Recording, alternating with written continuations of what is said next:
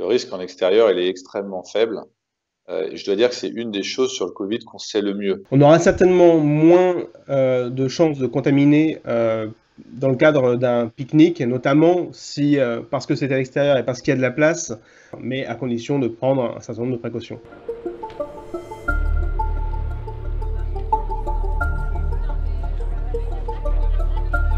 Ça m'inquiète moins que lorsque je vois des images de fêtes en intérieur, dans des endroits très confinés, très peu aérés, où là, le risque de contamination massive est important. Dans les dernières études de Pasteur, on a bien vu que les gens se contaminaient dans les circonstances où les gens mangeaient ensemble en entreprise, dans les repas familiaux en intérieur et dans les voitures. Voilà, vaut mieux passer 5 heures dans un parc avec un groupe d'amis que de passer 10 minutes dans une salle à manger avec quelqu'un qui a le Covid. Le risque de contamination en extérieur est en général plus faible qu'en intérieur. En fait, quand vous êtes à l'extérieur, il faut que vous considériez que vous êtes dans une pièce de taille infinie.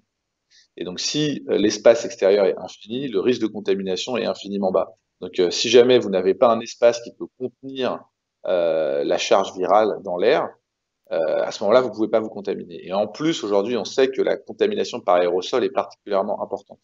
Faut imaginer que vous avez deux personnes. En extérieur, vous allez avoir des particules virales et puis elles vont être dispersées aux quatre coins de la rue, quoi. Donc très très loin. Et vous imaginez deux personnes dans une salle et puis vous avez plein de petites particules qui s'accumulent dans la salle.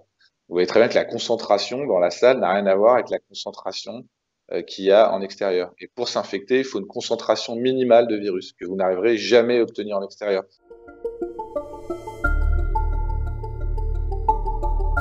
Le risque est toujours présent et on ne peut pas parler de risque nul lorsqu'on est en extérieur.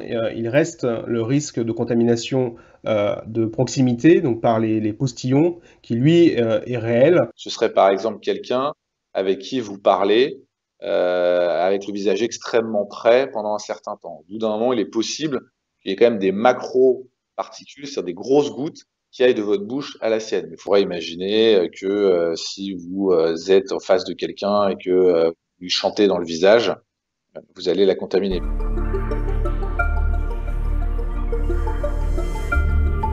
Les contaminations par aérosol, ce sont les contaminations qui ont tendance à générer ces clusters, c'est-à-dire ces contaminations de masse qui ne peuvent pas avoir lieu ou qui auront moins lieu en extérieur parce que lorsqu'on est en extérieur et qu'on est proche d'une ou deux personnes, eh bien, on risque de contaminer qu'une ou deux personnes et pas 50. Ça va être du one-to-one et ça va vraiment être des infections d'une personne à l'autre.